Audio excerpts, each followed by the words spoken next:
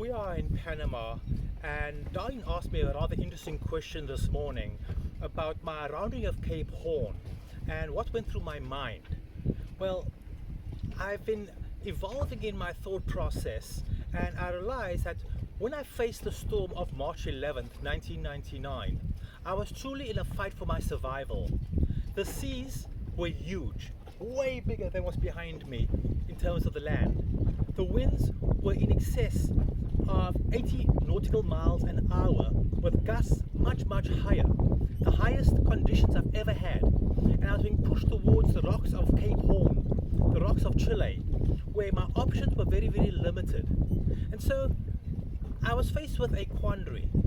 Do I live or do I die? I chose to live. And in the choice to live, I could have just rolled up into a fetal ball and thrown my fate to Mother Nature, thrown my fate to God, prayed, begged, please let me survive, and done nothing. Or I could take an active step in my fight for survival. I chose the active step because I assessed what is the risk. There were three major risks: the rocks of Cape Horn, the wind and its strength, and the waves and its power. Now, I could not alter anything about the rocks, nor could I alter the direction or the strength of the waves or the wind, but I could work with the known information. The rocks were my most imminent threat because with time, I would be driven onto those rocks if I maintained my course. So the decision was I had to get south of Cape Horn so that I could have sea room. Now, to work with that variable, I now had the wind and the waves. Every knockdown I took where the mast is in the water, the boat is on its side, and I have no sails up, and I'm surfing on these monster waves out of control. I'm dragging lines off the transom behind the boat, trying to slow the boat down. I had limited amount of steerage way. I could make the boat more southerly biased in the heading, even though the seas would not allow me to go too far to the south. And the strength of the wind, I could not alter that, but I knew that if I could buy time, this storm would pass, these waves would subside. And so the active decision was to remain on deck. The active decision was to do everything that was possible to slow the boat down in the right direction. Now in life, we are going to be facing these types of quandaries, and we can either sit there and be paralyzed and pray to some God we don't understand, or we can look at the laws of physics, the laws of nature, and know what it is that we're working with. What are the facts? How do we apply the known information to the known problems? And then, as the unknown challenges come along, for example, the sail started going up the mast, the main sail, because the halyard which hoists the sail, the lashing came loose, and the force of the wind lashing against that halyard, that line, started to pull the sail up.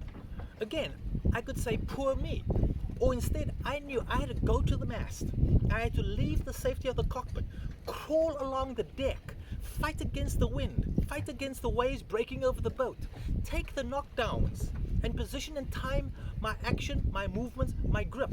And when I got to the mast, over the boat went, and I was looking down the mast into the sea, clinging on, my harnessed in, the lines that tie me to the boat, pulling tight, because those are the tools I had to work with. And then I grabbed that halyard, and all my might I pulled to get the slack in the line. And then with all my might I pulled and pulled and pulled on the sail to get it back down, as it was pinned against the rigging, pinned against the mast by just the sheer force of nature, and the boat just accelerating because it had sail area up. And it was only maybe 4 or 5 feet, but it was enough to threaten my situation, to make my situation more dire. So I had no choice in this matter.